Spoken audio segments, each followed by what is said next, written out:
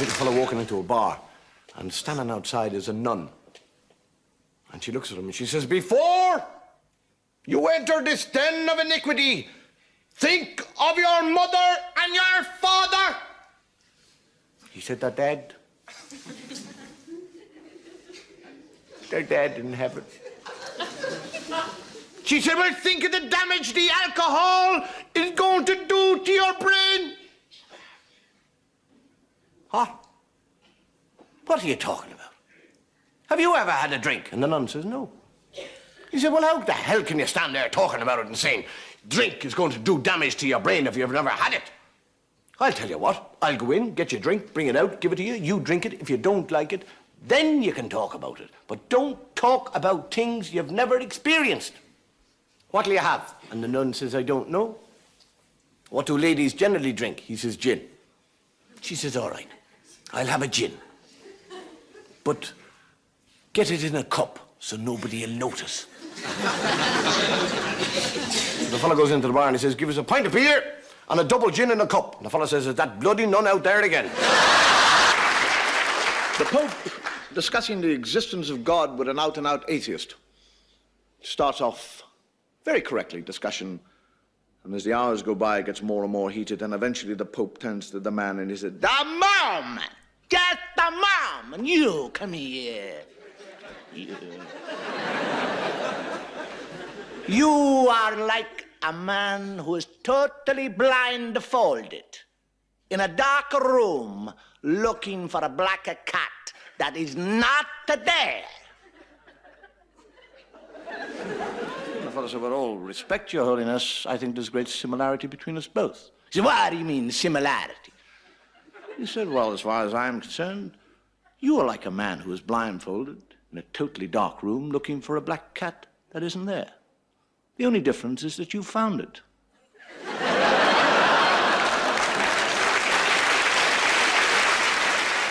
Get a nun, gets up in the morning and leaves and walks down the corridor.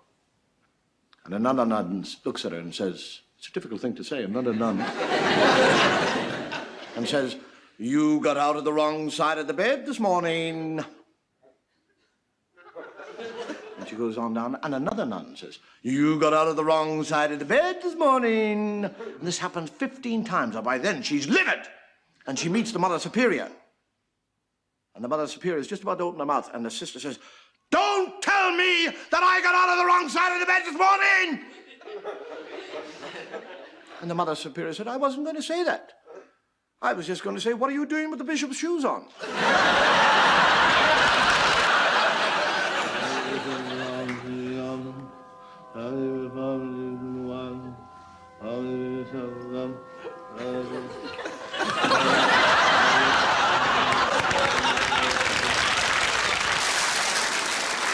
I am what you might call a practicing atheist. I'm quite happy to be an atheist because I think actually God likes atheists better. We never ask him for anything. We're not bothering him all the time saying, "Oh God, please help me, I want this thing." And as a practicing atheist, there's certain things that I travel around the world, and no matter where I go, somebody called Gideon leaves me this book to read. It's an Irish book because it says it all began at the beginning.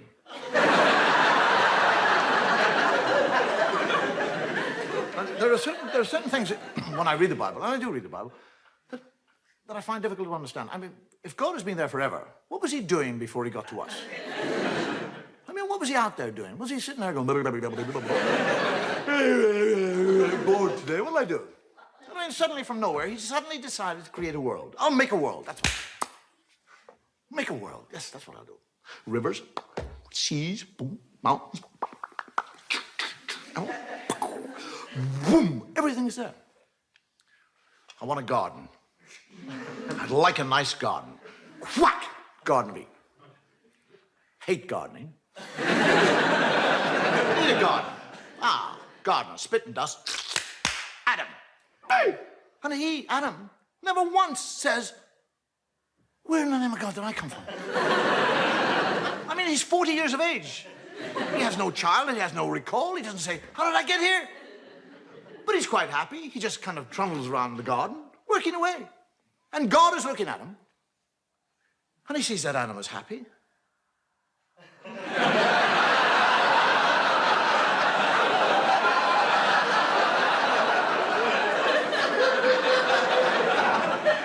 I didn't put him there to be happy. I'll put a stop to that.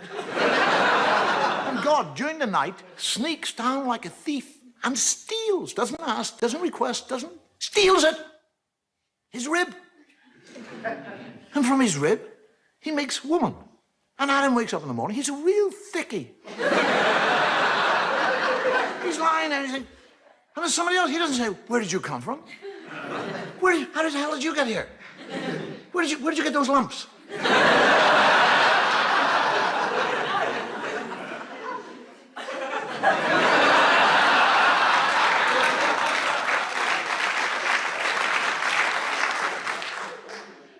Just goes out and goes gardening. And God comes down and has a conversation with Eve and tells her that she can eat of any fruit in the tree in the whole garden with the exception of one fruit tree. He's talking to a woman. He actually tells her not to eat of the fruit.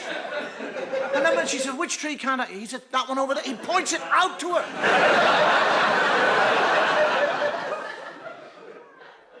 And when he goes and hides, and she sneaks up to the tree, and a snake comes down and has a conversation. A snake. Now, if I see a snake, I'll back off. One starts talking, I'll crap myself.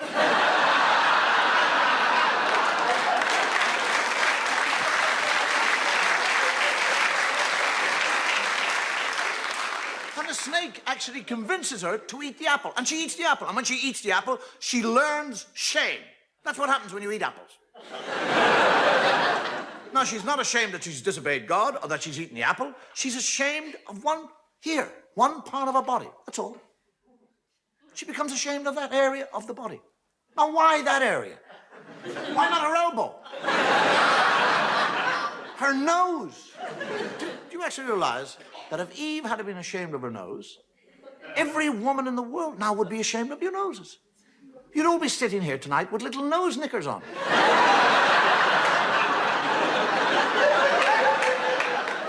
Men would be in nightclubs watching totally naked ladies with G-strings on their nose. Take them off. Oh, I saw a nose. Oh. And this is the book. This is the book that you'll go into court and place your hand upon. And swear to tell the truth, the whole truth, nothing but the truth. The first funeral I ever went to, and believe me, this is true, I was 6 years of age. And as they lowered the box into the ground, the priest said, in the name of the Father and the Son and the Holy Ghost. And I, for years, used to bless myself and say, in the name of the Father and the Son and into the Holy Ghost.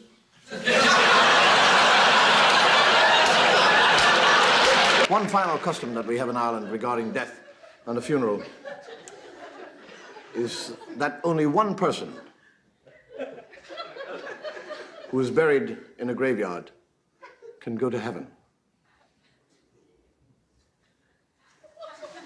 Which basically means if two people are buried in the same graveyard on the same day, the last one in has got to wait till tomorrow.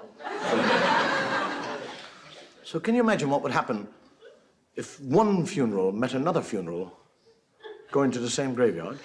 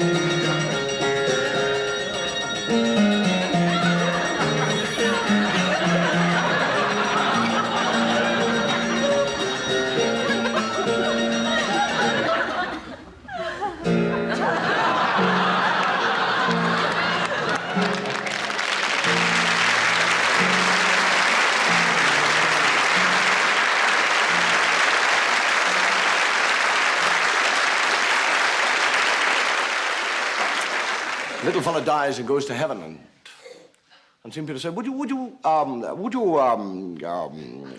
like to have a look around heaven? And the fellow, yeah, I would, actually. So they're looking around heaven.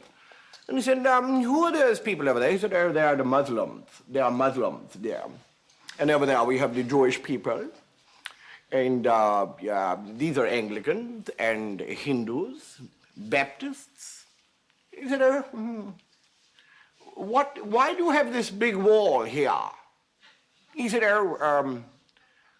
behind the wall, you see, we have the Catholics. He said, why do you have the Catholics behind the wall? He said, shh, they like to think that they're the only ones here.